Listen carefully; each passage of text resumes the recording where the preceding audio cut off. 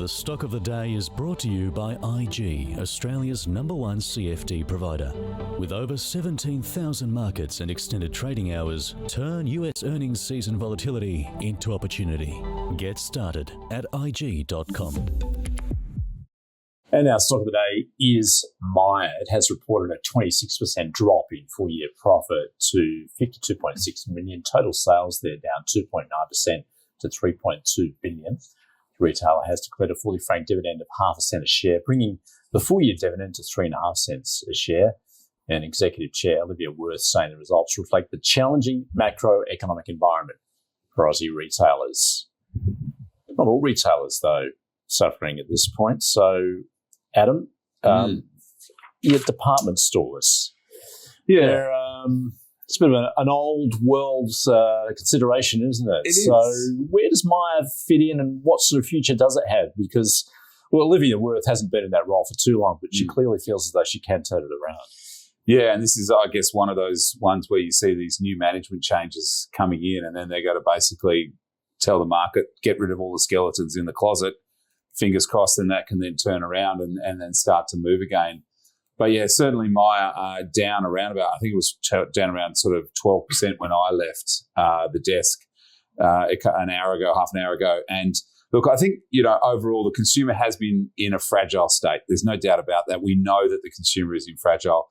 However, some of the other discretionary retailers, JB Hi-Fi, fantastic numbers and just continuing to keep moving higher. Whereas Myer is a bit more of that old world side of things. They're trying to rebrand, bring in some more things to the stores. But do people go into department stores these days to... Well, it's funny you should say that. I am trying to think the last time I stepped foot in the Myer. Yeah. And I can't. I just cannot think. My wife went and bought some shoes the other day, only because she's got a Myer One card and she had like $100 discount that she could use. So... Right. Whether that is sort of demographic, but yeah, they're all in the malls. They're all closing stores, and I think that's one of the things that Myer did say today in their announcement that they attributed some of that fall to a closure of 3 stores. Now, that's not huge, but Myers, they've got this sort of, it used to be like all floors of a Westfield. Now they're sort of now in 2 or 3, so they've really sort of to bring back that footprint. I think it's really tough. I wouldn't be anywhere near Myer at all. So this is a buy, hold, sell segment. So I'm going to say sell. So do department stores have any future, do you think?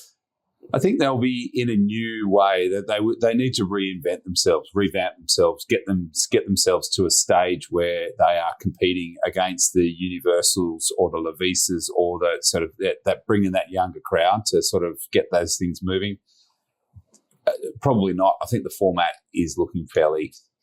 Because you go to a shopping centre, you've already walked past all those shops where Myer has those concessionals. Yes, yeah, linen, all of that kind of stuff. It's all there, and so yes, you don't need to go to a one-stop shop. It's all in the Westfield anyway. So I think they're going to continue to see more store closures. We've seen that with David Jones and some of these flagship ones here in Sydney, Pitt Street Mall. They've been closing them down. I just think the writing's on the wall for those ones. All right, Jonathan, where do you do your shopping? I actually was in Myer last week. Oh, It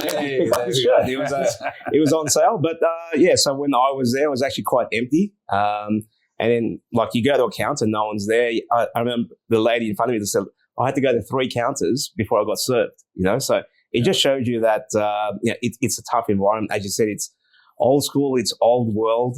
I don't know how they meld that model into, this online retail space. And you can see just some of the bigger names in the US, they've all been shutting down, and everyone's just shopping in a different way at this stage. So I don't think Myer's kept up to date there. I think it's too hard to shift that. They've got all this premium real estate that they're paying high rents for, and people just aren't going in, and you're not getting the foot traffic like before. The numbers weren't too bad considering it's such a tough space.